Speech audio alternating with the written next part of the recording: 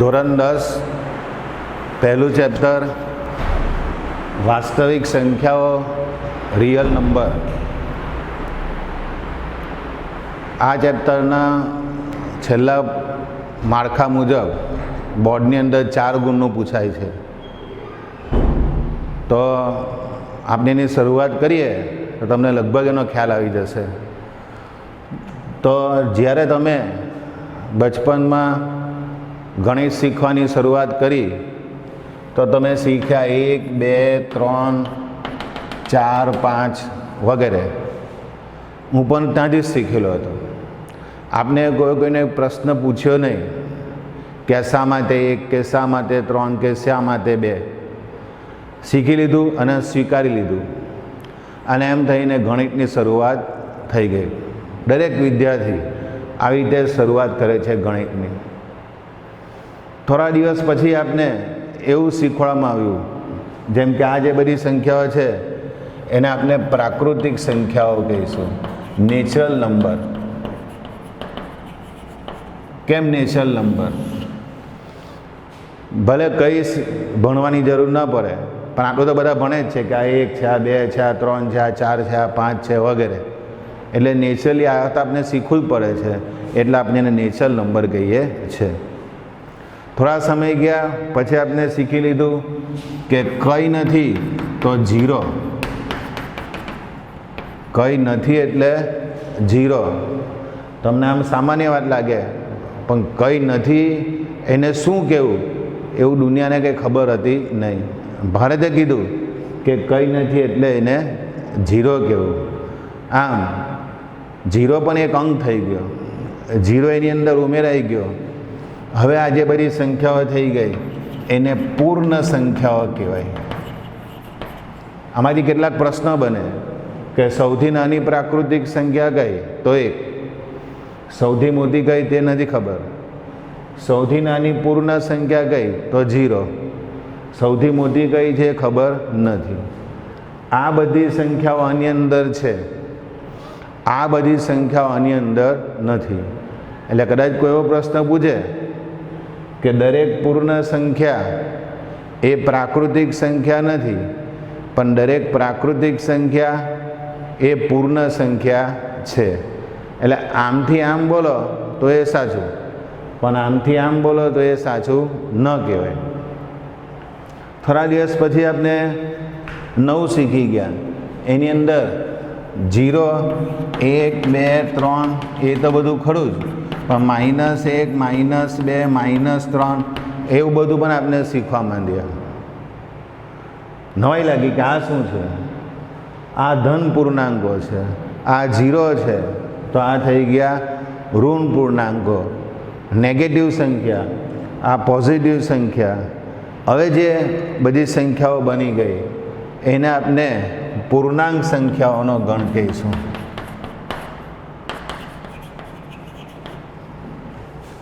પ્રાકૃતિક સંખ્યા, પૂર્ણ સંખ્યા, પૂર્ણાંક સંખ્યાઓ. આ બધી સંખ્યા આની અંદર છે, આ બધી સંખ્યા આની અંદર છે, પણ આની બધી સંખ્યાઓ આમાં નથી. એટલે ફરી પાછી એ જ વાત આવી કે દરેક પ્રાકૃતિક સંખ્યા એ પૂર્ણાંક સંખ્યા કહેવાય, દરેક પૂર્ણ સંખ્યા એ પૂર્ણાંક સંખ્યા કહેવાય, પરંતુ દરેક પૂર્ણાંક સંખ્યા એ પૂર્ણ સંખ્યા નથી, દરેક પૂર્ણાંક સંખ્યા એ પ્રાકૃતિક સંખ્યા નથી. જો ગાંધી ગણિતની સ્ટાર્ટ થાય છે. પહેલાં અહીંયાથી શીખ્યા, પછી 0 ઉમેરાયું, પછી ઋણ પૂર્ણાંકો ઉમેરાયા, એમ કરીને આપણે અહીં સુધી પહોંચ્યા. પછી થોડુંક આપણે આગળ શીખવા ગયા, એટલે 1 અને 2ની વચ્ચે પણ બધી પોઈન્ટવાળી સંખ્યા આવી ગઈ, અપૂર્ણાંકવાળી સંખ્યા આવી ગઈ. એટલે આ બધા પૂર્ણાંકો પ્લસ અપૂર્ણાંકો અને બધી પોઈન્ટવાળી સંખ્યા પણ આવી ગઈ. અને એમ કરીને જે બધી સંખ્યાઓ ઉમેરાઈ અને જે બધી ઘણી બધી સંખ્યાઓ ભેગી થઈ એને સમય સંખ્યાઓ કહીશું. તો અહીં સુધીની જે વાત છે એ સમય સંખ્યા થઈ.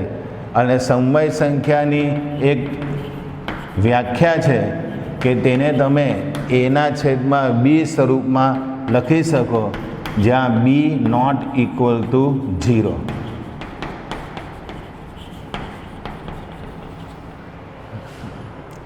આમાં પોઈન્ટવાળી સંખ્યામાં શાંત દશાંશ પણ આવે, જેમ કે 2.43. અનંત આવૃત દશાંશ પણ આવે, જેમ કે 1.34ની ઉપર આવી લીટી પાડી છે, એટલે કે 34 રિપીટ થયા કરે. તો આ બધી સંખ્યાઓને આપણે સમય સંખ્યા કહીશું. જરા હું ફરીથી બધી વાતો કરી જાઉં. તમે ગણિત શીખવાની શરૂઆત કરી 1, 2, 3, 4થી. એ સંખ્યા ગઈ તો પ્રાકૃતિક સંખ્યા. પ્રાકૃતિક એટલે નેચરલ નંબર. નેચરલ કેમ? સામાન્ય આપણે આમ ગણતા હોઈએ, કોઈ માણસ જાજુ ન બનેલો હોય તો પણ 1, 2, 3 એવું ગણતા હોઈએ તો આ નંબરોની જરૂર પડે, એટલે આને આપણે નેચરલ સંખ્યા કીધી. કંઈ નથી તેને શું કહેવું? માનો કે અત્યારે આ ક્લાસમાં મારા હાથમાં કંઈ નથી તો શું? તો 0. તો 0 ઉમેરાયું. બહુ મોટી શોધ છે જીરોની શોધ. દુનિયાને કંઈ ખબર નહોતી, આજને ભારતે શોધ કરી ને આજે 0થી કેટલી બધી સંખ્યાઓ બની શકે. નહીં તો આપણે 9 પાસે અટકી જતે. 9 પછી 10 ક્યાંથી આવતે? 0 હતા તો 10 આવ્યા, 0 હતા તો 100 આવ્યા, 70 આવ્યા. એટલે 0નું ખૂબ મહત્ત્વ છે. આ થઈ બધી પૂર્ણ સંખ્યાઓ. થોડાક આગળ ગયા, ઋણ પૂર્ણાંકો એમાં ઉમેરાયા. ધન પૂર્ણાંક તો હતા જ, 0 પણ હતા, અને બની ગઈ પૂર્ણાંક સંખ્યાઓ. પછી બધા અપૂર્ણાંકો આવ્યા, શાંત દશાંશ આવ્યા. શાંત દશાંશ આવા હોય, અનંત આવૃત દશાંશ આવ્યા, તે આવા હોય, અને જે કંઈ બની ગયું એના આપણે કહીશું સમય સંખ્યા. ફરીથી આ વસ્તુ શીખી લો. દરેક પ્રાકૃતિક સંખ્યા એ પૂર્ણ સંખ્યા છે, દરેક પ્રાકૃતિક સંખ્યા એ પૂર્ણાંક સંખ્યા છે, દરેક પ્રાકૃતિક સંખ્યા એ સમય સંખ્યા છે. આમ આ ખાસ જોજો. દરેક પૂર્ણ સંખ્યા એ પૂર્ણાંક સંખ્યા છે, દરેક પૂર્ણ સંખ્યા એ સમય સંખ્યા છે. ફરીથી દરેક પૂર્ણાંક સંખ્યા એ સમય સંખ્યા છે. આમથી આમ તમે જેટલું પણ બોલો છો એ સાચું છે. હવે આમથી આમ સાચું નથી. દરેક પૂર્ણ સંખ્યા એ પ્રાકૃતિક સંખ્યા નથી, દરેક પૂર્ણાંક સંખ્યા એ પ્રાકૃતિક નથી, દરેક પૂર્ણાંક સંખ્યા એ પૂર્ણ સંખ્યા નથી, દરેક સમય સંખ્યા એ કોઈ પ્રાકૃતિક સંખ્યા નથી. તો જો તમારું ધ્યાન બરાબર હોય, અથવા આ વિડીયોને ફરી પાછા જુઓ, રિપીટ કરો, આટલા ભાગને જો બરાબર સમજો તો તમે આ ચેપ્ટરની શરૂઆત કરી શકો. આ બધી સંખ્યાઓને આપણે સમય સંખ્યાઓ તો કહી શકાય. સમય સંખ્યાની વ્યાખ્યા એ છે કે તમે એને એના છેદમાં બી, જ્યાં બી નોટ ઇક્વલ ટુ 0 આવા સ્વરૂપમાં લખી શકો છો. તો આ થઈ સમય સંખ્યાઓ. આપના ચેપ્ટરનું નામ છે વાસ્તવિક સંખ્યા. બરાબર હવે સાંભળજો, બરાબર હવે સાંભળજો. ચાલો, આ તમામ સંખ્યાઓમાં પ્લસ અસમય સંખ્યા ઉમેરાશે, અને જે ગણ બની જશે, જે બધી સંખ્યાઓ બનશે એને આપણે કહીશું વાસ્તવિક સંખ્યાઓ. તમામ સમય સંખ્યામાં અસમય સંખ્યા ઉમેરાય અને જે બધી સંખ્યાઓ બની ગઈ, જે આપણા ચેપ્ટરનું નામ છે વાસ્તવિક સંખ્યાઓ. હવે સવાલ એ આવે કે વાસ્તવિક સંખ્યાઓમાં અસમય સંખ્યા એટલે શું? બરાબર સાંભળજો, અસમય સંખ્યા એટલે શું? ઘણામાં ગૂંચવાયા કરતા હોય છે કે અસમય એટલે શું. તો ખૂબ સાદી વાત છે. હું કોઈને એમ કહું કે વર્ગમૂળ 5 એટલે શું, તો તરત કહે છે કે વર્ગમૂળ 5 વિશે તો મને કંઈ ખબર નથી, કે ભાઈ વર્ગમૂળ 5 કોણ છે. તમે તમારા ઘરે વડીલોને પૂછો ને તો પણ એમ કહેશે કે વર્ગમૂળ 5 એ શું? નથી ખબર. હવે નથી ખબર એ જ એની વ્યાખ્યામાં આવી જાય છે કે નથી ખબર, આપને કંઈ કહી નથી શકતા, એટલે કે અસમય. ખબર હતી તો સમય, નથી ખબર તો અસમય. તો આવી જે નથી ખબર, જેનું મૂલ્ય આપણે ચોક્કસપણે નથી કહી શકતા, જેના વિશે આપણે હજુ કંઈ બરાબર જાણી નથી શકતા, તેવી બધી સંખ્યાઓને આપણે અસમય સંખ્યા કહીશું. જેમ કે વર્ગમૂળ 7 એ અસમય સંખ્યા, વર્ગમૂળ 11 એ અસમય સંખ્યા, વર્ગમૂળ 4 એ અસમય નહીં, કારણ કે વર્ગમૂળ 4 તો આપને ખબર છે 2, તો જેના વિશે આપણે કંઈ ખબર જ નથી, જેના વિશે આપણે કંઈ જાણતા જ નથી, તો સ્વાભાવિક છે કે એવી સંખ્યાને શું કહેવાય? અસમય સંખ્યા કહેવાય. તો જેના વિશે જાણીએ છીએ એ બધી સમય સંખ્યા, જેના વિશે નથી જાણતા એ બધી અસમય સંખ્યા, અને આ બધી સંખ્યાઓ ભેગી થઈ ગઈ એટલે હવે એને કહીશું આપણે વાસ્તવિક સંખ્યાઓ. હવે ફરી પાછા સમજો, દરેક પ્રાકૃતિક સંખ્યા એ વાસ્તવિક સંખ્યા છે, દરેક પૂર્ણ સંખ્યા એ વાસ્તવિક સંખ્યા છે, દરેક પૂર્ણાંક સંખ્યા એ વાસ્તવિક સંખ્યા છે, દરેક સમય સંખ્યા એ વાસ્તવિક સંખ્યા છે. જોજો હવે, દરેક પ્રાકૃતિક સંખ્યા એ સમય સંખ્યા છે, પણ દરેક પ્રાકૃતિક સંખ્યા એ અસમય નથી. યાદ રાખજો, આમાં કેવી રીતે 2 ભાગ પડે છે.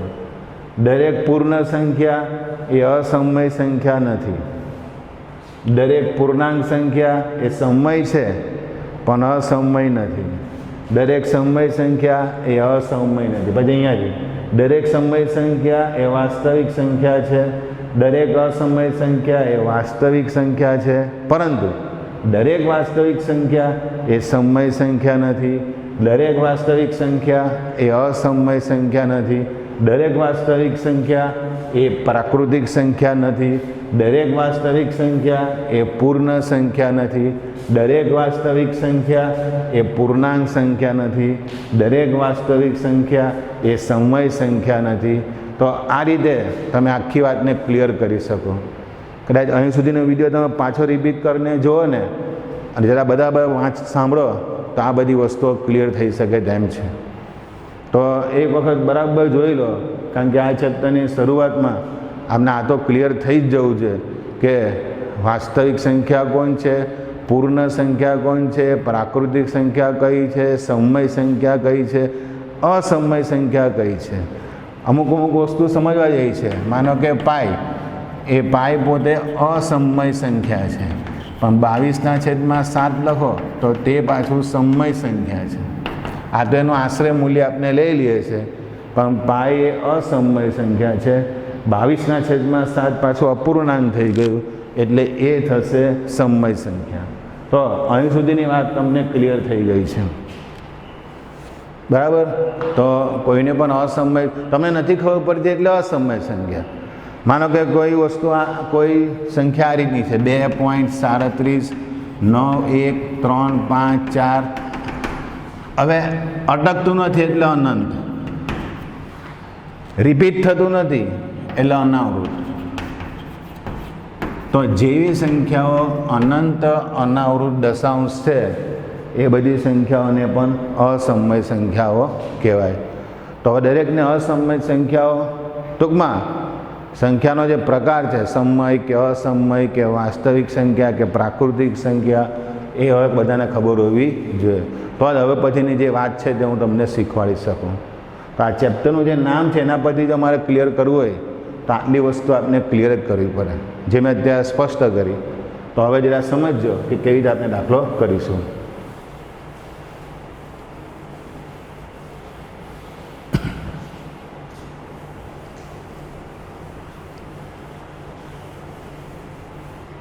બરાબર સાંભળજો. એક દાખલો લઈએ. સાબિત કરો કે વર્ગમૂળ 3 અસમય છે. આવું મારે સાબિત કરવાનું છે કે વર્ગમૂળ 3 અસમય છે. બરાબર સમજજો. સાબિત કરો કે વર્ગમૂળ 3 અસમય છે. આપણે ખબર તો છે જ અસમય, કારણ કે વર્ગમૂળ 3નું મૂલ્ય કે એક્ઝેક્ટલી આપણને ખબર પડતી નથી. પણ હવે એને કેવી રીતે સાબિત કરવું કે વર્ગમૂળ 3 અસમય છે? બરાબર આ દાખલાને જોજો તો તરત તમે એની પછીના અનેક દાખલાઓ કરી શકો. તો બરાબર ધ્યાન દેજો કે વર્ગમૂળ 3 અસમય છે હું કેવી રીતે સાબિત કરું છું. તો ધ્યાન આપજો, સમજજો. ધારો કે વર્ગમૂળ 3 પોતે સમય છે. હવે સમયની વ્યાખ્યા, જે સંખ્યા સમય હોય તેને તમે એના છેદમાં બી સ્વરૂપમાં લખી શકો. માટે વર્ગમૂળ 3 બરાબર એના છેદમાં બી નોટ ઇક્વલ ટુ 0 અને એ અને બીનો ગુસાઅ 1 થાય. ગુસાઅ વિશે તમને ખબર પડશે, પછી અગાઉ તમને એમ તો ખબર જ છે. તો માટે વર્ગમૂળ 3 બરાબર એના છેદમાં બી હવે આમ જશે ગુણાકારમાં, તો વર્ગમૂળ 3b બરાબર a. ભાગાકારમાં છે તો ગુણાકારમાં. ચાલો બંને બાજુ આપણે વર્ગ કરીએ છીએ. તો વર્ગમૂળ 3 નો વર્ગ 3, b નો વર્ગ બરાબર a નો વર્ગ. ખ્યાલ આવ્યો? હવે સમજો બધું આ વસ્તુ આમ ગુણાકાર છે. આ બધી સંખ્યા આનો અવયવ કહેવાય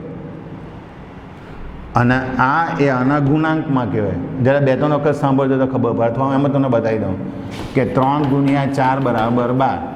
તો 3 12નો અવયવ, 12 3નો ગુણાંકમાં, 4 12નો અવયવ, 12 4ના ગુણાંકમાં છે. એવું 3a² નો અવયવ છે. તો એને હું સંકેતમાં આમ લખી શકું 3a² નો અવયવ. આને કહેવાય અવયવ. હવે જો 3a² નો અવયવ હોય તો 3a નો પણ અવયવ થાય. એ તમે ચેક કરી શકો. 3 જો a² નો અવયવ હોય તો 3 એ નો પણ અવયવ થાય જ. 3a નો અવયવ એટલે એ 3ના ગુણાંકમાં, 3a નો અવયવ એ 3ના ગુણાંકમાં કોઈ પણ નંબર એની સાથે હોય. માટે a બરાબર 3k. 3a નો અવયવ અને એ 3ના ગુણાંકમાં છે. ફરી પાછો વર્ગ કરીએ તો a નો વર્ગ 3 એટલે 9, k નો વર્ગ. હવે જોજો a² એટલે 3b², a² એટલે 3b² તે અહીંયા મૂકી દઈએ. તો a² નો મતલબ 3b² બરાબર 9k નો વર્ગ. ક્યાંથી એવું છે ખબર પડી ગઈ? 3 નીચે ભાગાકારમાં થઈ જશે. તો b² બરાબર 9/3 k². 9/3 એટલે 3 k². ફરીથી 3 એ b² નો અવયવ, b² એ 3ના ગુણાંકમાં. ફરીથી 3 એ b² નો અવયવ એટલે 3 એ b² નો અવયવ. 3b² નો અવયવ એટલે 3b નો પણ અવયવ.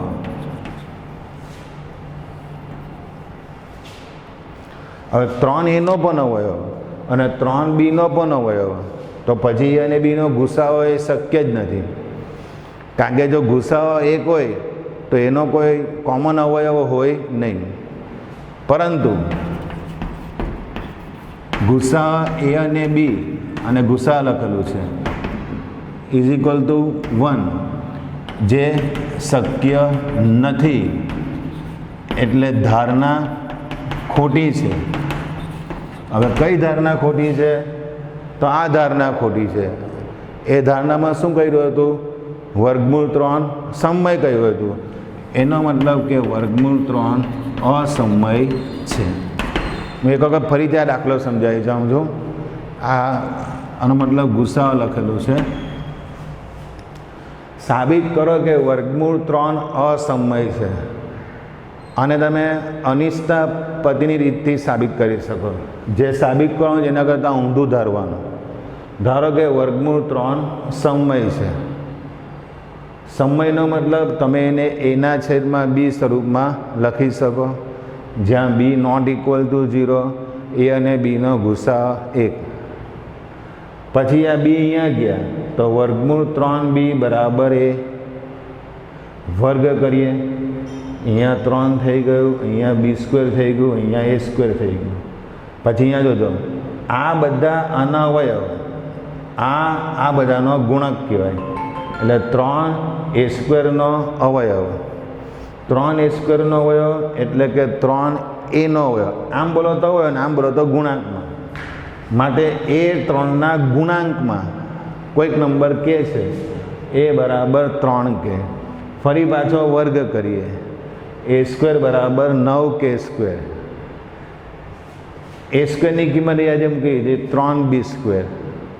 3b સ્ક્વેર બરાબર 9k સ્ક્વેર. 3 આમ ગયા, 9/3 એટલે કે 3. 3 એ બી સ્ક્વેરનો અવયવ એટલે કે 3 એ બીનો અવયવ.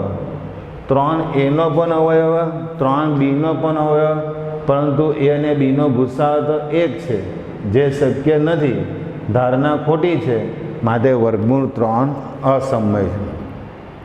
આ એક જ દાખલો શીખી લેવાથી બાકીના આવા તમામ દાખલા તમે સાબિત કરી શકો. જોજો શું થાય. એવા અનેક દાખલા કઈ રીતે સાબિત કરી શકો. ધારો કે તમને એમ કીધું હોય કે સાબિત કરો કે વર્ગમૂળ 7 અસમય છે, તો તમે કરો. ધારો કે વર્ગમૂળ 7 બરાબર સમય. વર્ગમૂળ 7 બરાબર a/b. વર્ગ આ b અહીંયા ચાલ્યા જાય, વર્ગમૂળ 7 ગુણ્યા b બરાબર એ. વર્ગ કરો તો અહીંયા થઈ જશે 7. 7 એ સ્ક્વેરનો અવયવ, માટે 7 એ એનો અવયવ. એ 7ના ગુણાંકમાં એટલે અહીંયા 7. બંને બાજુ વર્ગ કરીએ તો 7નો વર્ગ 49. અહીંયા લખું 49. એ સ્ક્વેર બરાબર 7b સ્ક્વેર. 7 નીચે ચાલ્યા ગયા, 49/7 એટલે 7. 7b સ્ક્વેરનો અવયવ, માટે 7 એ બીનો અવયવ, પરંતુ એ અને બીનો ગુસાઅ તો 1, જે શક્ય નથી, ધારણા ખોટી છે, માટે સાબિત થાય છે કે વર્ગમૂળ 7 બરાબર અસમય. ધારો કે એવું પૂછ્યું હોય કે વર્ગમૂળ 5 અસમય છે, તો જ્યાં જ્યાં 7 લખ્યા ત્યાં ત્યાં 5 આવે, ને જ્યાં જ્યાં 49 લખ્યા છે ત્યાં ત્યાં 25 આવે. એમ કરીને આ રીતે આ દાખલો કરી શકાય. તમને પરીક્ષામાં પૂછ્યું કે સાબિત કરો કે વર્ગમૂળ 11 અસમય છે, તો જ્યાં જ્યાં 7 લખ્યા છે ત્યાં 11 આવે, જ્યાં જ્યાં 49 લખ્યા છે ત્યાં 121 આવે. ટૂંકમાં આટલો લેક્ચર તમે બરાબર જુઓ, આ દાખલો બરાબર જુઓ, તો હવે પછી કોઈ પણ વિદ્યાર્થીને વર્ગમૂળ 5 અસમય છે સાબિત કરો, વર્ગમૂળ 11 અસમય છે એવું સાબિત કરો, વર્ગમૂળ 13 અસમય છે એવું સાબિત કરો, કે વર્ગમૂળ 7 અસમય છે એવું સાબિત કરો. એવા તમામ પ્રકારના દાખલાઓ તમે કરી શકો. એ આવડી જ જાય, પછી એમાં કોઈ પ્રશ્ન રહેતો જ નથી. તો એક વસ્તુ બરાબર ક્લિયર કરી નાખે તો આવી અનેક વસ્તુ તમે આરામથી કરી શકો છો. તો હવે કોઈને આવા બરાબર દાખલામાં કંઈ પ્રશ્ન નથી. એવા બીજા કોઈક દાખલા આવી રીતે પૂછી શકાય. ધારો કેમ પૂછેલું છે કે સાબિત કરો કે 2 + વર્ગમૂળ 3 અસમય છે. સાબિત કરો કે 2 + વર્ગમૂળ 3 અસમય છે. હવે આ કેવી રીતે સાબિત કરવાનું તો જોજો બરાબર. ધારો કે તે સમય છે એટલે 2 + વર્ગમૂળ 3 બરાબર સમય. એનો મતલબ કે એનો જવાબ આવશે a/b. +2 આમ જાય તો -2. અહીંયા લસાઅ લઈને સાદુરૂપ આપીએ તો a - 2b/b. હવે a ને a/b સમય હતું, બરાબર સમજજો. a/b સમય હતું. એના અંશ અને છેદને તમે ભલે 2 વડે ગુણાકાર કરો, માઇનસ કરો, આવું કંઈ પણ કરો, તો સમયના અંશ અને છેદને તમે ગમે તે કરો તો એ છેવટે તો સમય જ રહે. એટલે આનો જવાબ આવી ગયો સમય. એટલે વર્ગમૂળ 3 સમય છે એવું થયું. પરંતુ વર્ગમૂળ 3 તો અસમય છે, જે હમણાં આપણે સાબિત કરી ગયા, માટે ધારણા ખોટી છે. તેથી 2 + વર્ગમૂળ 3 બરાબર અસમય. તો આવા બધા દાખલા પણ તમે કરી શકો. હવે તમને આવો હમણાં પૂછી નહીં કોઈ 5 + વર્ગમૂળ 7 અસમય છે, તો આ રીતે જ દાખલો કરવાનો. 2 + વર્ગમૂળ 5 અસમય છે, તો પછી આ રીતે દાખલો કરવાનો. આમાં શું કરવાનું, પહેલાં એના છેદમાં બી કરવાનું, પછી આવો કે અલગ નંબર છે આમ જાય કે પ્લસ તો માઇનસ, માઇનસ હોય તો પ્લસ, પછી થોડુંક સાદરૂપ આપવાનું, પછી કહેવાનું કે ભાઈ એને બીથી આવું કંઈ પણ બને તે સમય જ થાય. એનો મતલબ કે આ સમય છે, પણ આ તો અસમય છે, એટલે ધારણા ખોટી છે. એટલે જે આપણી મૂળ રકમ છે તે અસમય જ કહેવાય. તો આવી રીતે તમે કોઈ પણ દાખલાઓ કરી શકો. માનો કે અમને અહીંયા એમ લખી દીધો હોય કે 4 + વર્ગમૂળ 5 અસમય છે એવું સાબિત કરો. ત્યાં 2 લખેલા છે ત્યાં બધે 4 ને 3 લખ્યા છે ત્યાં બધે 5 બસ એ રીતે આ દાખલો કરી શકાય. તો હું માનું છું કે ખાસ કરીને આ ચેપ્ટરમાં બધાને સાબિત કરો કે ના દાખલામાં પ્રોબ્લેમ રહેતો હોય, પણ આ ક્લિયર થઈ ગયા પછી સાબિત કરો કે આ દાખલામાં કોઈ પ્રશ્ન રહેતો નથી. તો ચેપ્ટરનું નામ જ છે રિયલ નંબર, વાસ્તવિક સંખ્યાઓ.